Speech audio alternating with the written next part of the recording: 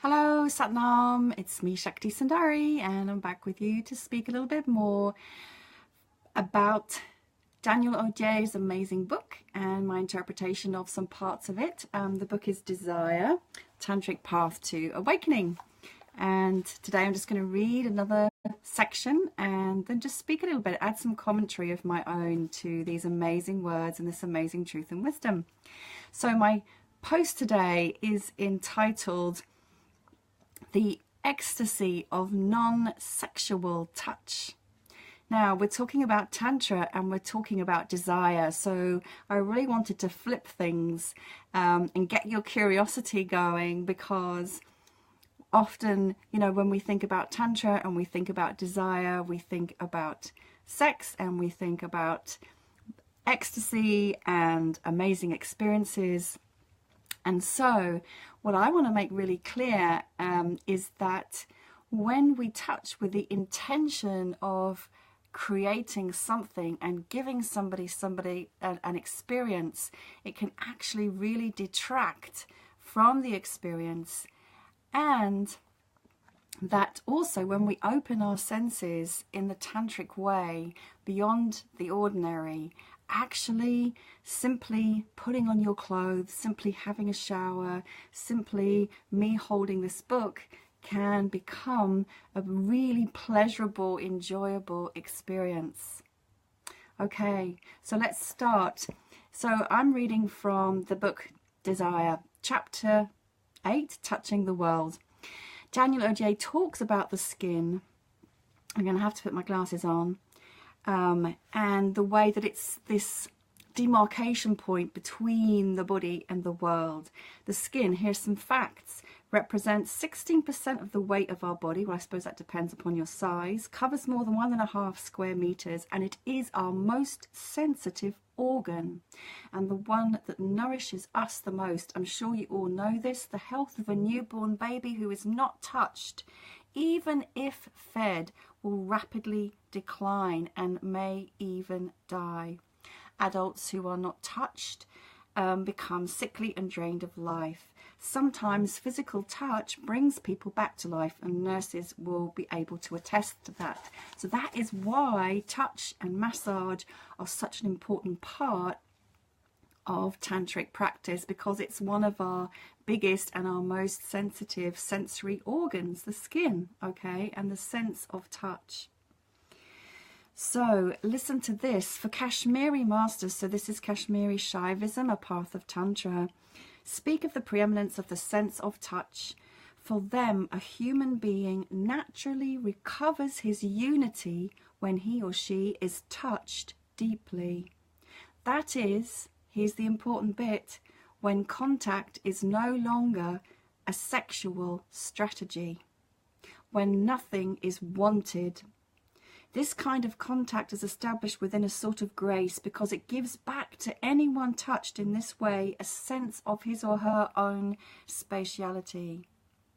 It restores the marvellous sensation of receiving a selfless gesture stripped of all projection. To touch another in this way necessitates simply being the other. And to be the other necessitates living in a state of non-duality. Satnam, hi, hi. I see you're there, so lovely. To touch another this way necessitates living in a state of non-duality. To have been touched in this way restores to the body its sacred vibration and will sometimes render it intolerably sensitive to all the programmed contact of unaware partners. Don't I know that? From that moment on, the body will insist on being approached with veneration and true presence. There is a little bit more I'm going to read in a minute, but I just want to speak to this first of all. So touch is vital for us to feel well, to feel good, to feel happy, to feel creative, to feel alive, to feel loved. The skin is the most sensitive organ,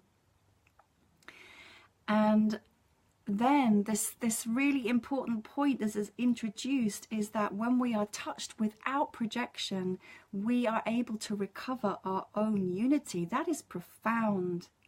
That is when contact is no longer a sexual strategy, when nothing is wanted.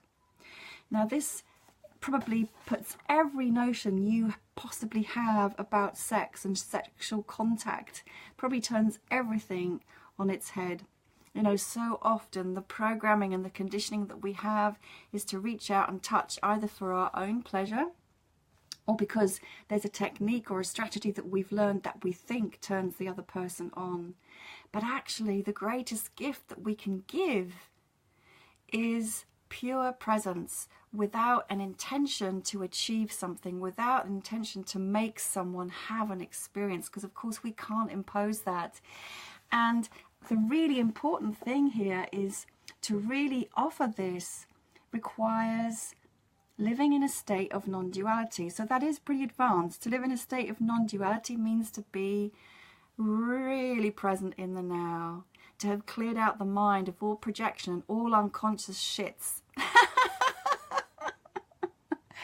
That takes a lot of work for most people, a lot of meditation, a lot of practice to be in that place. But this echoes something. Last year I interviewed Shantam Nityama, the tantric mongoose. He's a really famous tantric master who travels the world. He has a form of body work which was called Nirvana body work. If you've ever seen this, he can simply, it doesn't even actually need to use his hands. He can even do it with his eyes or just with his presence. His presence, his eyes, his hands above somebody's body is enough for that person to have a whole body energy orgasm. Okay? No touch required. And people have asked him about that. How does that happen? And men have asked, because he usually demonstrates with a woman, how can I give this gift to my woman? And he says, well, what you do is you bring the woman to her. You bring her to her. You don't bring yourself to her. So it's not about you taking your energy to her. It's about you being so present that she's able to experience herself. And in that experience of herself, she is in ecstasy and she is in wholeness. And of course it works the other way.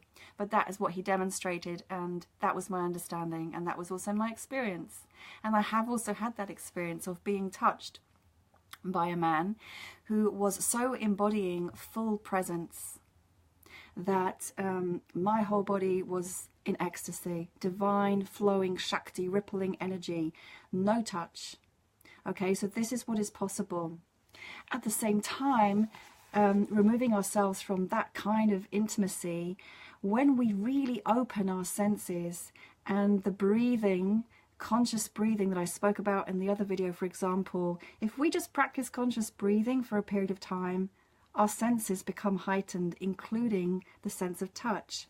So what I've also experienced through my tantric practice and my yoga practice is that I have become so sensitive to touch and to energy that even before someone comes close to me, if they're not coming with the right energy, I feel repulsed and they can't come close to me, let alone touch me. And if I feel somebody touching me with an energy of wanting something, trying to make something happen, or with a lack of presence, I just simply cannot tolerate it on my body. My body just says, no, get off me, hands off. Okay, and that is the experience of a yogi or a yogini or a tantrika, that level of sensitivity evolves, because the body is wise and the body knows.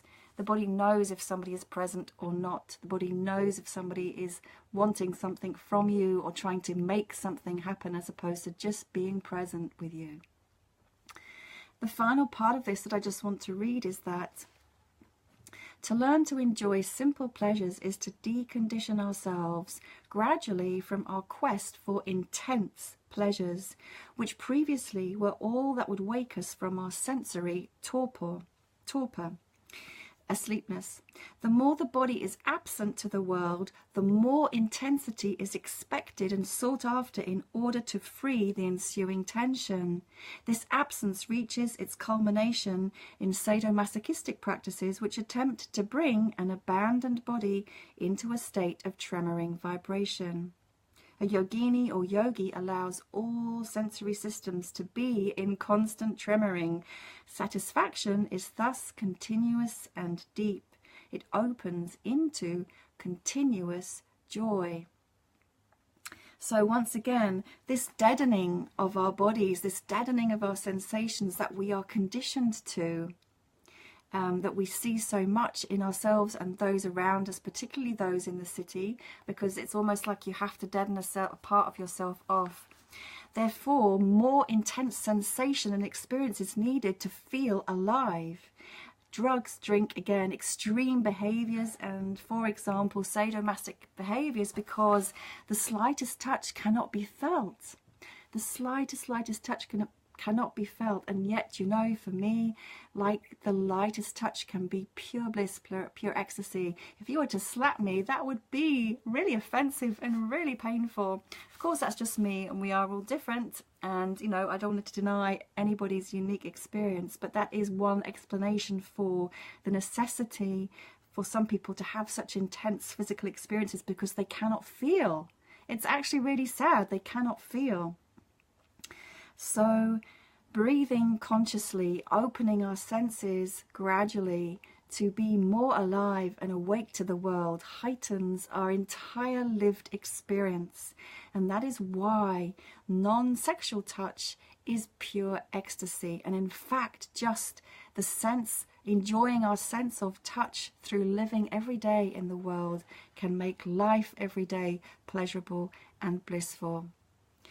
That's all I have to say for today. Thank you so much for being with me once again. I really enjoy doing these posts, and if you have any questions or comments, experiences, anything you'd like to share, please start a conversation. It's fascinating to hear from others. Thank you so much. I'll be back with you again tomorrow. Much love and Satnam.